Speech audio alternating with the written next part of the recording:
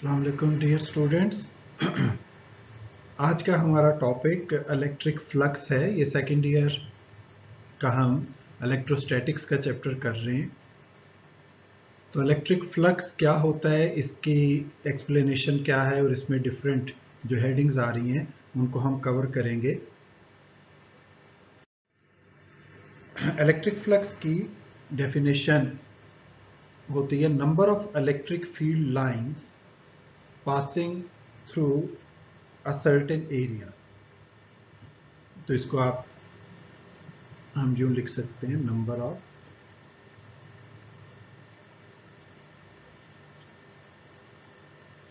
Electric field lines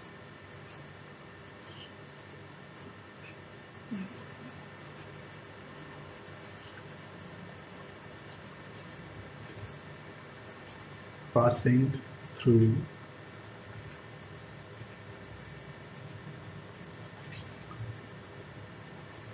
certain area।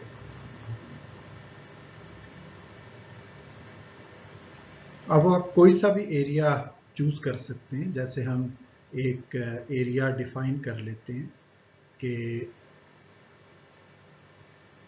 Colour change कर लें इसमें, ताकि आपको समझ आने में आसानी हो कि ये हमारे पास एक एरिया है।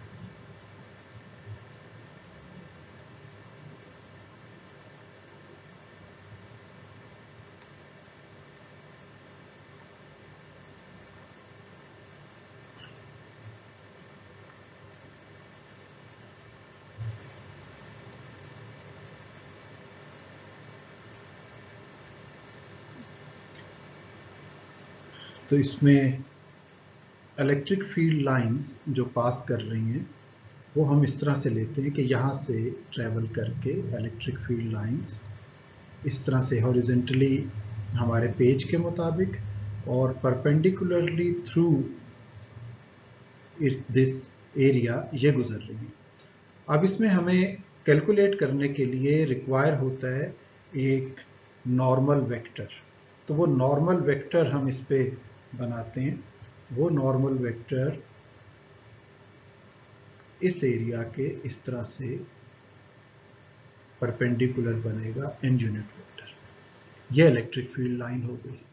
तो अगर electric field line normal vector के पैरेलल है तो इसका मतलब है कि फ्लक्स इसमें से मैक्सिमम गुजरेगा, ज़्यादा से ज़्यादा गुजरेगा। इलेक्ट्रिक फ्लक्स का फार्मूला हम लेते हैं E डॉट ए, जिसको ओपन कर लें तो ई A cos theta, delta A भी लेते हैं, इसके नीचे सबस्क्रिप्ट में ये लिख देते हैं electric flux. Electric flux is a scalar quantity because it is product of dot product और स्केलर प्रोडक्ट का रिजल्ट यहाँ पे सामने आ रहा है। तो ये एक स्केलर क्वांटिटी है जिसकी कोई डायरेक्शन होना ज़रूरी नहीं है।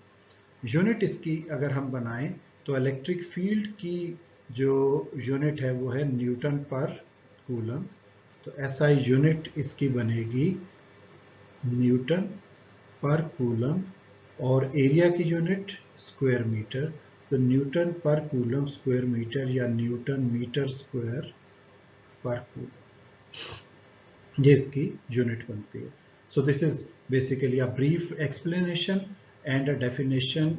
ये दोनों चीजें हमने इस स्लाइड के ऊपर कवर कर ली, इनको दोबारा रिवाइज कर लें। Number of electric field lines passing through a certain area that is called flux, electric flux.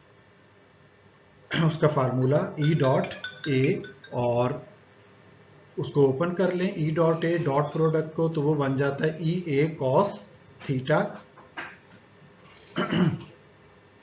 It is a scalar product, therefore it is a scalar quantity. और इसकी हमने जो डायग्राम बनाई वो आपके सामने रख दी कि electric field lines passing through certain area और एन यूनिट वेक्टर के साथ उनका एंगल जो भी बन रहा है इसको लेके हमने आगे एक्सप्लेन करना।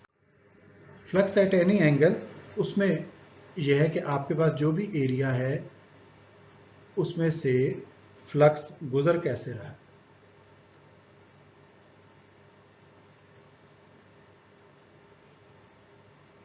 तो ये हमने दोबारा एक एरिया बनाया, तो सपोज इसका n यूनिट वेक्टर जो है हम वो बना लेते हैं, वो ऐसे बन गया। तो इसके साथ इलेक्ट्रिक फील्ड लाइंस जो हैं वो पास कर रही हैं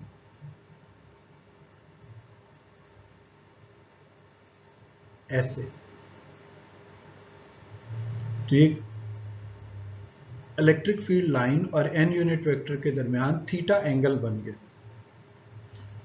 तो इसको, ये एक जनरल सा फ्लक्स एट एनी एंगल, तो इसका फार्मूला आप लिखेंगे E A cos theta, where theta can be 30 degree, 40 degree, 45, 60 degree.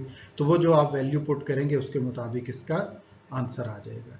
हम सपोज कर लेते हैं वैसी कोई वैल्यूज कि इलेक्ट्रिक फील्ड है 5 न्यूटन पर कूलम, एरिया है इसका सपोज 2 स्क्वायर मीटर, और एंगल 30 डिग्री बन रहा है तो cos 30। तो एक न्यूमेरिकल की तरह सॉल्व हो गया, 5 2s are 10 and cos 30 is 0.866। तो इसका आंसर आ गया 8.66 न्यूटन मीटर स्क्वायर पर कूलम। ये इलेक्ट्रिक फ्लक्स बन गया। एक छोटा सा हमने इसमें न्यूमेरिकल सा भी सॉल्व कर दिया। अब इसी में आगे हेडिंग है मैक्सिमम फ्लक्स। मैक्सिमम फ्लक्स क्या कब होगा? Electric flux shall be maximum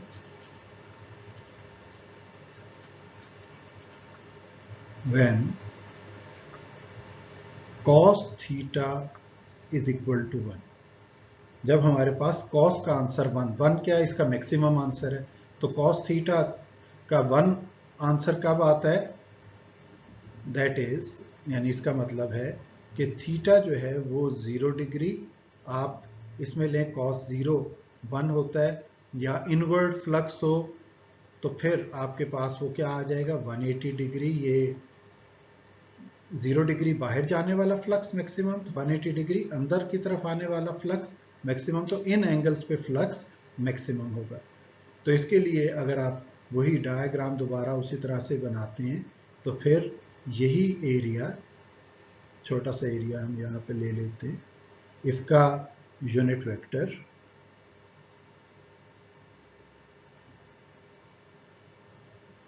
n unit vector वो ये बना लिया। तो अब इसके साथ 0 एंगल कब बनेगा? जब इलेक्ट्रिक फील्ड लाइंस बिल्कुल इसके पैरेलल गुजरेंगी, बिल्कुल इसके साथ से गुजरेंगी। तो ऐसी सूरत में थीटा एंगल क्या लेंगे हम? 0 डिग्री लेंगे। इसको एक और डायग्राम की सूरत में करें कि हमारे पास कोई क्लोज सी सरफेस है, इसके सेंटर पे चार्ज पड़ा है, तो ये जब यूं बाहर की तरफ निकलेगा तो ये पॉजिटिव फ्लक्स है, पॉजिटिव। और अगर अंदर की तरफ कोई इसमें फ्लक्स आएगा किसी और चार्ज की वजह से, तो फिर ये नेगेटिव फ्लक्स होगा। लेकिन चूंकि इसके अंदर चार्ज मौजूद है तो वो फिर फ्लक्स, वही अपना फ्लक्स बाहर करेगा। जीरो या मिनिमम फ्लक्स कब होता है? जब आपके पास, या आपने एरिया लिया और इसके ऊपर n यूनिट वेक्टर उसी तरह बना देते हैं, तो अब इलेक्ट्रिक फ्लक्स इसके साथ 90 डिग्री एंगल बनाता हुआ गुजरे, इसके साथ 90 डिग्री एंगल बनाता हुआ गुजरे, तो हम कहेंगे if theta is 90 degree then flux phi e is EA cos 90. Cos 90 is 0. Therefore, this flux is zero flux or minimum flux. Next इसी में हेडिंग है electric flux through a close surface. अगर हम कोई क्लोज सरफेस लेते हैं तो उसको सबसे पहले छोटे छोटे हिस्सों में तकसीम कर लेते हैं। इनको हम कहते हैं delta A1, delta A2, delta A3 up to so on. इसको हमने डिवाइड कर लिया डेल्टा AN तक। तो अगर इसमें कोई सेंटर पे चार्ज लिया हुआ है उसको हम प्लेस कर देते हैं यहाँ पे +Q। तो अब हर एरिया का अपना n यूनिट वेक्टर होगा, हर एरिया का। ये यहाँ पे n यूनिट वेक्टर क्या है? Direction perpendicular to surface. तो हर एक का अपना अपना n होगा। तो इसके साथ जो एंगल बनेगा वहां से फ्लक्स हमने लेना है कि अगर यहां से यूं फ्लक्स गया और इस एरिया में से गुजरा डेल A2 में से, तो उसको यहाँ पे कैलकुलेट करेंगे, इसको यहाँ पे कैलकुलेट करेंगे, इसको यहाँ पे यूं कैलकुलेट करेंगे। So all flux 1 E dot del A1, इसी तरह flux 2 E dot del A2 up to so on phi n E dot del AN। तो टोटल फ्लक्स हो जाएगा phi1 plus phi2 plus phi3 up to so on phi n। और उसके लिए आप एक समेशन ले लें, समेशन का साइन इसके शुरू में E dot delta AN where n is equal to 1 to n। कोई और लेटर ले लें तो वो ज़्यादा बेहतर है, डेल्टा A जो भी वैल्यू आपकी आती है n is equal to 1 to n, इसको हमने टोटल कर लिया। तो ये सम अप कर लिया। क्लोज सरफेस में से इलेक्ट्रिक फ्लक्स लेने का ये तरीका है कि आप तमाम इलेक्ट्रिक फ्लक्स छोटे छोटे एरियाज में से उनको अलग-अलग कैलकुलेट करेंगे उसी फार्मूले से E डॉट डेल्टा A से, और फिर सबको ऐड कर देंगे। तो इस सूरत में आपके पास total flux through a close surface का आंसर आ जाएगा।